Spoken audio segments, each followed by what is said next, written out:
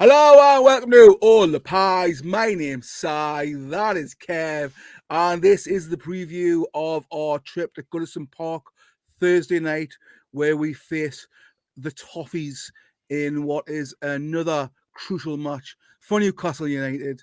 There is a sound of dogs clip-clopping in the background in my house. Kev's house, someone is getting drilled who misses, so this is going to be an interesting episode. God, he scored so many goals. All right. All right, how are you doing? I'm all right. I can hear you drilling every now and then. Yeah, I know. We've had the best start, really. I've got drilling going on in my place. You've got a couple of technical issues with the microphone. You've got dogs running about the place. It's all a little bit hectic. It is. How you been keeping? What have you been up to? Just rewatching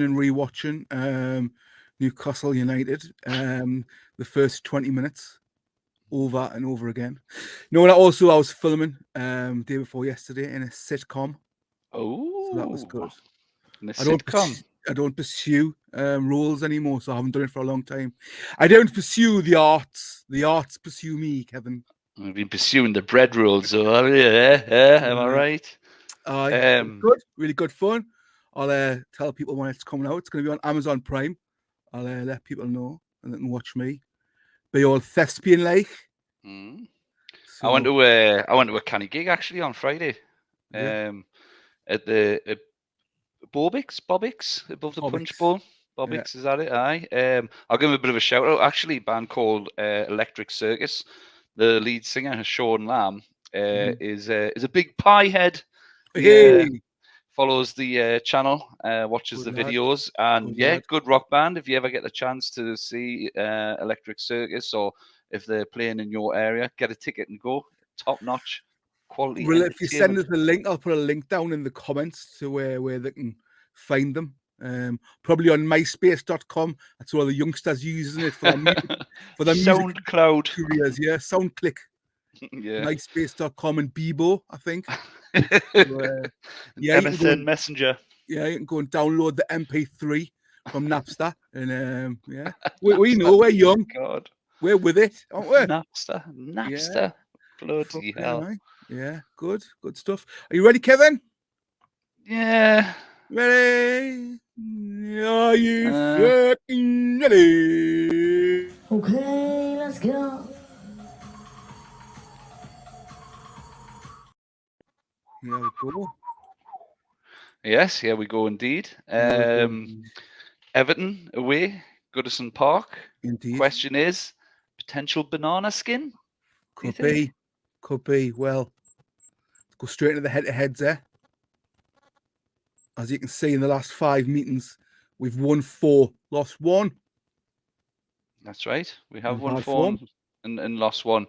And that game, do you remember, the one we lost was the protests against the club, and then was that when that dweeby kid sellotaped his cell to the goalpost?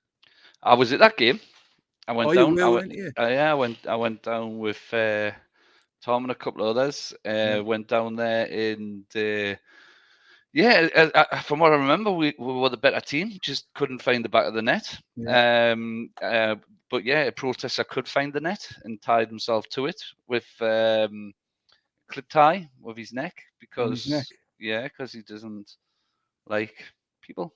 So it was it really delayed the game for a long time. And I remember I was a little bit drunk actually, and I was like, "What the hell's going on here?" And it was just a protest, and I think that threw the game a little bit. Like everybody was a little bit like it took the pace out of it. But I remember us being pretty dominant without winning. Was it Alex Iwobi went through and scored at the end? May have been. So that was a defeat. And I think the 3-1 that would beat them had only been a couple of weeks before. What was it? Literally a week before. Literally a week before. We give them a ride going over. It's in James's Park, and there was a lot riding on that game, the one in Goodison Park. We were both kind of probably a little bit less than ourselves. We were starting to find that we were moving away from the bottom three, but Everton were fighting for their lives, as they are at the moment. Yeah, they very much are indeed. So we look at the form guide. Not great, is it? Although they have managed home draw against Spurs, a draw against Spurs, is that it? And an away draw against Chelsea, which hasn't been much to shout about this season, has it?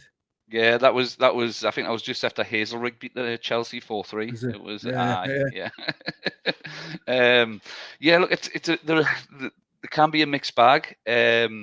I think that there's a couple of things that can make a potential banana skin. First of all, playing at Goodison Park, as much as I wouldn't say there's a massive rivalry between the two teams, but the fans do have a bit of a chirp at each other. And they always seem to have quite a decent home support. What we need to do, I believe, is silence that home support. Well, they don't like the fact that we bully little Jordan Pickford. They don't seem to like that fact, the Everton fans, do they? They seem to think that it's like against them, it's like a derby atmosphere. It's like, no, he's just a Mackem. We don't like Mackems. Like, we've got nothing against you, even though you're probably the Scouse equivalent of Mackems. Like, I've got no real issue against Everton. I really haven't. Loads of people detest them. I'm not bothered. I just think it's funny to wind up Pickford because it always seems to work. It does seem to work, and I mean, in relation to that, I was going to talk about it a little bit later on, but without getting into the teams, it seems like a good time to bring this up. I think that Anthony Gordon probably needs to stay on the bench in this game. Yeah, and remain on the bench because it ties into their fans. When they get behind the team, they can really be that cliche of the 12th man. If Anthony Gordon's anywhere near that pitch, it's going to spring their fans into life. It's going to make it a bit of a cauldron. It's going to make it difficult to play in, and I don't think he would be fazed by it himself. I think he was probably expecting it, and he's probably eager to get on the pitch and show Everton what they're missing. But I think Eddie Howe's probably clever enough to go, hang on, if I bring Gordon on that pitch, it's gonna stir up the fans and it's gonna bring them to life, and it's really gonna create a bit of a cauldron. And I think that would be a bit of an error if we did that, because we need to silence those fans early on. Maybe if we're trailing, it might be a good move to bring him on if we're trailing the game. Because it can go one or two ways, Connor. You can put in a fucking cracking performance against your former team, or with a young hothead like he seems to be, he could be off. He could be sent off. He could do something stupid. The fans riling him up, shouting and everything. He could lose his temper. I mean, we know what it's like to be that age, Kevin. It's not easy to be. It's not hard for what to be wound up, is it? When you're that age, it's easy for people to get under your skin. But imagine tens of thousands of people baiting you. Yeah, no, and he is young, and I think he's tweeted something already this week saying "see you Thursday" or something along the lines of that. Yeah. So he's already setting the trap. And exactly, and you rightfully mentioned Jordan Pickford before, and that in previous games at St James's Park when Pickford's been playing, and us sitting in the Leazes end, or it's right on our lap. It does create that extra little buzz and that extra bit of atmosphere. And the first mistake that player makes, you're on the back and you've got tiny arms. Do you remember that kid a few rows in front of who just got up, comes out of nowhere, and he's a dinosaur suit and was trotting along. It was fucking brilliant. But Pickford seen that because he heard loads of noise coming. So he looked round and he saw it, and it does get to Pickford like. It does, and was it this season? Or was it last season where they didn't actually play him? It wasn't this season. I don't think. Was it last season? It's in James's Park. Oh, we haven't played them this. We have played them this season. What we're talking about? Of course, we have. Yeah, we beat them. Yeah, it's Yeah, I just can't see why. I mean, he wouldn't really. I mean, we'll get into the starting lineups a little bit later on, and he probably wouldn't on the form of the other players in any ways. But if even so, I don't think we want to give them anything like that, because this is a massive game for them. They've only got 3 home games left this season. They've got us on Thursday. They've got Manchester City after that, and then I think it's Bournemouth they've got on the last day of the season. Yeah. So they're looking at the home games, and they're running out of games now as well. So they'll probably look at this game and say, right, chances are we're going to get beat, but there is a chance to sort of upset the apple cart a little bit, and maybe see if we can get a win in a similar way that they did last season against us. So we need to sort of be prepared for that and not take it for granted. 2 seconds. You carry on what you were saying. I'm just gonna I was gonna get the league table up, but we'll leave that because I want to. No, I mean, I'd like to have a little look at the league table actually, because Right, we'll do that and we'll go to the table. Get the league table up, because it's tight down there still, but I think there's a few teams that have kind of pulled away from it. Yeah. I think you're looking from Bournemouth upwards are probably breathing a little bit easier now. So the likes of Bournemouth, West Ham, Wolverhampton Wanderers, Crystal Palace, they're probably having a little bit of a little breather now and going, actually, it's not as bad as it was a few weeks ago. So for me, you're looking, I think Southampton are done. I think they're done. Yeah. I'm sorry, Southampton, but yeah, it'll be. And again, Southampton's a team I don't mind. Like, I want Nottingham Forest to get out of it. I've got a little bit of a soft spot for Forest. You know, I've got. Oh well, I didn't get it, but you're looking Leeds, Bournemouth down, really, aren't you? West Ham they pick up form. I think Bournemouth will be all right. I think Bournemouth will be all right. I think you're talking Leeds down. You all looking Leeds 5 down? teams, 3 out of 5. And you can see these teams are running out of games now. Leeds only got 5 left. Leicester's only got 5 left. Everton, when they play us, are only going to have 5 left. Now, if we beat them, that's them sat on 28 points. Forest, the same story. Yeah, you're thinking it's probably going to be Nottingham Forest, Southampton, and one of the other 3. So they are going to be up for it on Thursday night. They really are going to be up for it. And what we need is, when I say a similar start, I don't mean 3 goals in 9 minutes. That's not what I mean. What I mean by a similar start is that we need to be attacking straight away, get their defense a little bit worried, because when you look at some of their previous games as well, they can be a little bit shaky at the back, and also they're not scoring many goals. I think their top goal scorer is only on 4 this season. Yeah, Whereas you look at us, we've got believe. we've got 3 players in double figures now. So the tale of the story should be, let's get out the traps, let's use the confidence we've got from the Tottenham game, and let's get at them and go for the jugular straight away. Definitely need an early start. I mean, I've seen on Twitter their fan base are meeting up at 7 o'clock. They've got loads of the smoke bombs to march up to the stadium and all this carry on. So I mean, they'll be up for it. There'll be no question they'll be up for it. The fans will be up for it. It's just whether the team will be up for it. Let's quickly look at beautiful sight. So yeah, nice. It is. Obviously, Brighton are still my main concern. Luckily, we've got to play them, so that could that will be another huge home match for us. But they've also got to play Man United, and I think they've got to play another one of the top 8 teams as well, Brighton. So I'm confident. Yeah. I'm confident, very confident. But win tomorrow night would really be lovely, wouldn't it? It would be lovely. It would be more than lovely. It would be another step in the right direction, going into what should be a winnable home game on Sunday as well, against bottom of the league Southampton. Yeah, and I know no game's a gimme. But at home we're looking so strong. But this I look at, and I don't know. There's just something about going to Goodison Park. Like, you're never fully comfortable, are you? I fully expect we to come away with 3 points, but there is something niggling at the back of my mind saying, right, we're still going to have to be on with game. We can't take anything for granted. We can't look at where they are on the table and make an assumption that we can just turn up and it's automatically going to be a win. We've got to have the same intensity. it's going to be possibly a little bit different. I don't think will the high press. Normally when we're high pressing teams, it's normally teams that like to attack. So the shape of that kind of lends itself. I think they're going to have a few more men behind the ball. So it's going to be a case of us having to break them down, and we're going to have to be really careful on the counter attack. Players like Alex Iwobi. Well, I think Calvert-Lewin's back in the team. So if we'll have a look at the 0-0 draw against Palace, the lineup. Yeah, he played the full 90 minutes as well, Calvert-Lewin. He did. So there's their lineup. Obviously, we know Pickford in goal. Holgate is suspended. Yeah.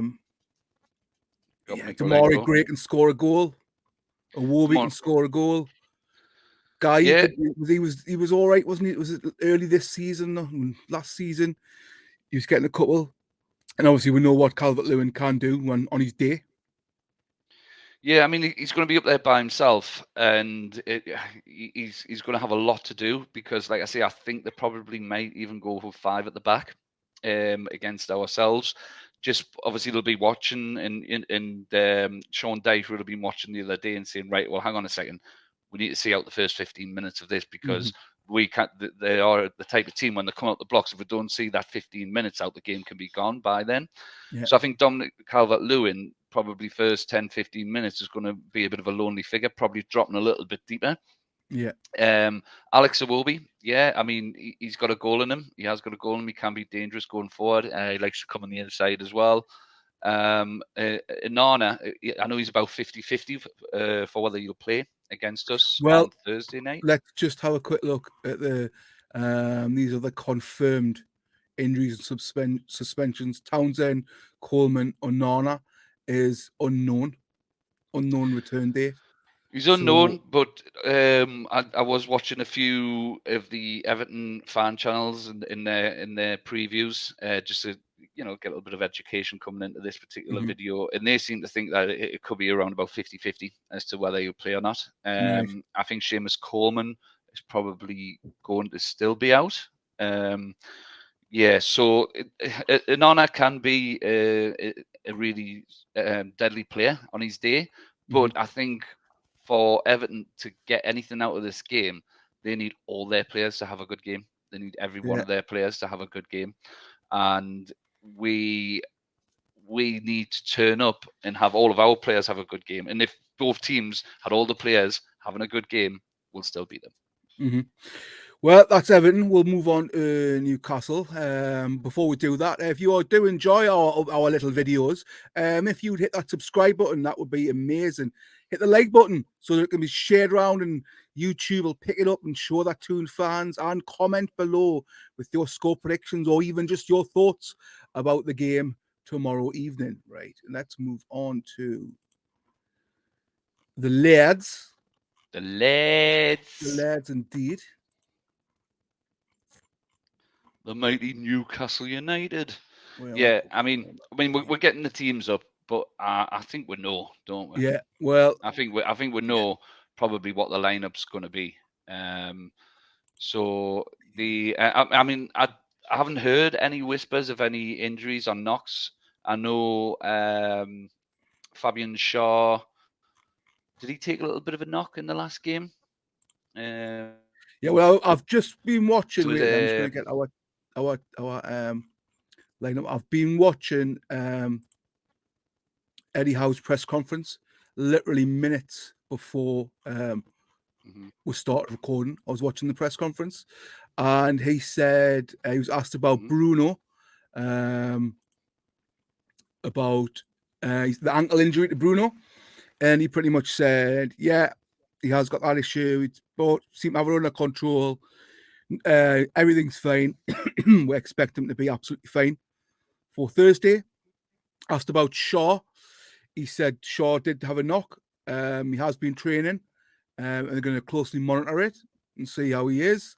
So I think Shaw will start definitely. And then he said, and we've got one or two other niggles, to which I think it was Keith Downey asked, "Can you say who?" And Eddie Howe said no. Ooh. Right. So, okay. But I don't think there's anything in that whatsoever. I think it will be exactly that same lineup that destroyed Tottenham. I'd go so far as to say I think it'll be exactly the same start and exactly the same formation. Yeah, I mean, picking up on the Bruno Guimaraes ankle saga, do you get the feeling he's just playing out till the end of the season? And then they're going to have a real good look at this, because every single game now, he gets through the games and he plays fantastically, but it seems like when he gets a tackle on him, he's always holding that same ankle, isn't he? Yeah. Yeah, there does seem to be, but I don't know, because I don't think they would be irresponsible enough to start him if there was a real risk of him getting something, a severe injury to that ankle. I don't think it's a severe. I might think it might just be sensitive. Yeah, but and you know, just as well we've got the doctors there, because I think if it was down to Bruno Guimaraes, you know, he could have a broken ankle and he'd still want to play, wouldn't he? Yeah. And that's the same. You can go through that with any single one of those players you've got on the screen right now, and that's something that Newcastle United have that probably separates us from Everton as well, is a hunger to play for the club. Yeah. Now I was watching another channel, an Everton channel, and they come up with a really interesting point actually, which kind of makes sense. Is when you look at the players that Newcastle United have, right, and you look at the players that Everton have, the players that we have, they're probably looking at Newcastle United and saying, "This is the best club I'll ever play for." Chances are, take out the likes of Bruno Guimaraes and possibly Isaac, I'm not really going to move on to a bigger club than this. Yeah. So what they're doing is they're playing for the badge, they're playing with all the heart, they're playing for effectively their future in that team. Whereas Everton, they seem to have a few players, and I'm talking about the likes of Damari Gray, who probably think they're a little bit too big for the club, and that if they get relegated, they'll be all right. They'll just move on to another club and expect to be a bigger club. And that seems to be a part of the problem for Everton. And I think that's why this puts us in a really good situation on Thursday night, because it goes back to a similar sort of thing that we had with Tottenham. Probably not to that extreme, but again, everybody's pushing in the same direction. I sound like a broken record with this, but you saw it on Sunday. Whereas with Everton, it's quite similar to what's going on in Tottenham. They really don't like the board. There is a little bit. It's not as bad as it was last season, I will say. With Everton, I think they kind of come to the conclusion now that the current squad that they've got, with the ownership they've got, this is probably in around where they should be. You know, and it's not nice for them, but they're not sort of going on the same way that Tottenham fans are going on now. So when I look at the team, and they had a look at the team as well, and they said, when you look at it, you're not looking at superstars here, but what you're looking at a bunch of players who are actually really, really happy to play for that club, and who are sort of like, right, actually, this is a massive club we're playing for. We're probably not going to get any bigger than this. Let's absolutely put a stamp on this team of what we can do. And I thought that was really interesting. I'm not sure if I 100% agree with that. I think I generally think they do play for the badge. I think it's the mentality that's been drilled into them by Eddie Howe and by the coaching staff. I don't necessarily think they look at it that way. Oh no! I know the players. I think the players. I mean, when you look at, I kind of do accept their point. Like, if you go through them, I don't think Fabian Schär is going to move on to a bigger club now, especially with his age. Joe Willock, possibly could do in the future. Sean Longstaff, this is probably the biggest club he's going to play for. Jacob Murphy, this is definitely the biggest club he's going to play for. And I think the point that we're making is that, rather than have an attitude like some Everton players have, whereas, I'm going to go on to bigger and better things, these players are looking at it and going, actually, I'm at a big club here. I'm at a big club. Yeah, well, that's the point. And also, Jacob Murphy and Sean Longstaff are lifelong Newcastle fans. You've got to remember that as well. Yeah. Joe Willock obviously loves the fans now, loves the crowd. It's the way they've been treated by the fans, even when they haven't had maybe the best of times on the pitch. I think there's just a difference in clubs and a difference in fan base, if I'm being honest. It's true, yeah. And I mean, well, I think we've all fell victim of getting on the players' backs under the old regime because there was certainly nothing really to certainly cheer don't about. crowd round people's cars when they're leaving the ground, giving them grief at their windows. No, don't do that. So No, we're in the pub. yeah, We're in the pub, which is where you should be airing your grievances because I saw that happen, and I think that was the catalyst for Anthony Gordon leaving yeah, Everton as well, wasn't it? I understand fans' frustrations, and especially season ticket holders who are paying a lot of money, and especially Everton because they've spent a lot of money, but there's clearly something going on in the background, which is similar to what happened when we had Mike Ashley. You've got a bunch of people making decisions who aren't football people and making yeah. wrong decisions and spending the money the wrong way. So they know they've been backed. They know they've been backed. Just where they've positioned the chess pieces has been all wrong. Actually, there's no excuse for threatening behaviour and violence. And Nah. there was that report came out yesterday that was a bomb threat to what do you call him, Harry Maguire, to his house. He's got Was kids it? and his missus living there, and the bomb squad had to go in and check through his house. And Sure. it's just a difference in fan base between the northeast and the northwest, in my opinion. It's going to drop that in there.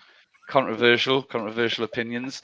No, it's idiots, isn't it? It's idiots. You know what it is? I'm not saying it's all the fans, of course I'm not, but there was quite a lot of Everton fans outside waiting for the players to come out. It wasn't just one or two, there was a lot of them. So yeah, I just think there's a difference in clubs, and I think at the minute there's a reason for our team to play for the badge. Do you know what I mean? They know there's a vision there, they know there's a project, whereas Everton players, they're pretty much how we were a few years ago now, and they're going to be fighting relegation every season, it seems. Do you think Sean Dyche can make an impact in the summer and try and start, when he's got a full pre-season and he's getting the players together and maybe he's one or two signings that he wants, maybe he's pull them back into the mid-table? Probably could. It's whether they stay up. Yeah, it's whether they stay up this season, it? And it's just what money are they going to, because their financial fair play, they were they not in breach of it or almost in breach of it or being looked at. Well, I believe they got away with it because of COVID, didn't they? Right. They did a bit of shuffling of the decks in terms of what teams could and could not spend, and I think they got away with it. But yeah, they certainly. I mean, they got the Richarlison money, where and that's what they've been lacking this season, isn't it? An out and out striker. Dominic Calvert-Lewin has been doing what he does and just being injured. That's it. They're not where they're going to get this money from to get new recruits, because who's going to, apart from the 45 million we gave them for Anthony Gordon, where else is the money going to come from? There's like Onana, and who's going to really realistically play over 10 million for Calvert-Lewin, given his injury form? And that's the only reason why, and I agree, because that's not a slight on the player, because Dominic Calvert-Lewin, when he's fully fit, is a fantastic English striker. But the massive asterisk next to that is when he's fully fit. Yeah. And it's a shame because a young British it's reminiscent of Daniel Sturridge to me. It's reminiscent of that whole saga with Sturridge. It kind of is. I think Dominic Calvert-Lewin's probably got a little bit more natural talent than Sturridge had. I think he is a better player than he was, but it's a shame that he's not getting the opportunity to live up to his potential, because Everton could have really done with him this season. And because of the reasons you mentioned before with the financial fair play, they did have to sell, could really do with a decent fee for him. But because of those injury slights, they're probably going to keep a hold of him, because clubs aren't going to be willing to pay money for what is a good striker but sits majority of the season on the bench. Why would they want to sign a player like that? So they're going to be stuck with him again next. I say stuck with him. Look, if they can get him fit and play next season, it'll be a different story for them. But yeah, there's Damari Gray, maybe it's Alex Iwobi and Onana is probably the three players that, if they needed to raise some funds for the transfer window, maybe get a bit of money for them. But then if you sell those players, you're taking away your best players and you're effectively starting from scratch again. Yeah. So it's a difficult situation. Well, I think there'd be absolutely idiotic to get rid of Dyche, even if they're, especially if they're relegated. To get rid of Sean Dyche would be the idiotic move. I think they should be begging him to stay, throwing money at him to stay. Yeah, I mean, I'm not hearing any murmurings of that. I can't imagine. They've had some bad managers. Rafa Benitez wasn't exactly a fan favorite when he went down there, was he? No, Frank Lampard didn't work for him there. no. So now they're getting somebody like Sean Dyche. I think they'll be sort of really happy with sort of what he's bringing to the team, because he is a coach as well, and he Yeah. is somebody who will probably tell players like it is. Yeah. He won't be somebody who kind of panders up to the so-called superstars within the team. He'll tell it like it is, and he'll pick a team that's best to win a particular match. He won't just pick names, will he? So, and I think that's what they need at the moment. They need a coach and somebody to get those players to gel and come together. So predicted lineups for Everton. I'm going for the same. Bar Holgate, who's suspended, and it's Holgate centre defence. Or would Connor Cody come in for him, because Cody was on the bench the other day? I'm not sure. And for us, I'm going to go exactly the same formation that started against Tottenham, because if you look like Trippier, Shaw, Bruno, Isak, and Murphy all had a 20 to 25 minute rest, essentially, brought off between 65 and 75 minutes. So I think they'll have had not an easy training session, but I don't think it will have been as intense. And I think Eddie Howe's just been working on studying Everton, which is apparently what he did that very same night. He went home, watched the highlights, then watched the highlights of Everton's game, then had an early night. Didn't even watch Match of the Day 2 for all his plaudits. Went to bed, had an early night. He was back up. Yeah, training 6 in the morning. I heard he watched the All the Pies review as well. Yeah, he said it was the pinnacle of his day. It was even better than the result at St James's Park. He never misses an episode. If you don't subscribe, you're a mug, and Mad Dog's going to come out and fucking york you out our shields. It's kind of punch your teeth out. Yeah. And while we're talking about that, just before we move on as well, I mean, I'm so happy as well that the fallout from the game on Sunday has all been about how terrible Tottenham were. I was so scared in case people were going to turn around. There's been little mentions. It's like a little add-on, right? And it's that cliche. It's only ex-players who've been take nothing away from Newcastle. Yeah. They were magnificent, but and then it goes on to this 45-minute rant about how terrible Tottenham are, right? Because we put 6 past them. Hello. They're not the only team we've scored at least 5 goals against this season. Yeah. We've had victories against Brentford. We've had victories against Southampton, against West Ham. It's not a strange reoccurrence this season for us to score a lot of goals in a particular game. But that plays right into our hands, and thank you very much, because what we do. TalkSport, it was all Tottenham. If you go on the TalkSport YouTube channel, the highlighted videos from the day after and the day after that, it was all about how bad Tottenham were, how appalling Tottenham were, all Tottenham this, Tottenham that. Not a mention of Newcastle. It was only the ex-players on Twitter who are giving Newcastle plaudits, going, wow, Newcastle are a frightening team, Newcastle are scary. But in the media, it was all how shite Tottenham are. Yeah, and to be fair, and I say this on most videos as well, I don't want the flowers. I don't want the attention on of being how good we are. I want people to take it for granted so we can carry on doing things like that and having results like that. And then at the end of the season, we'll just go, thank you very much. We're in third place because we're the 3rd best team in the league.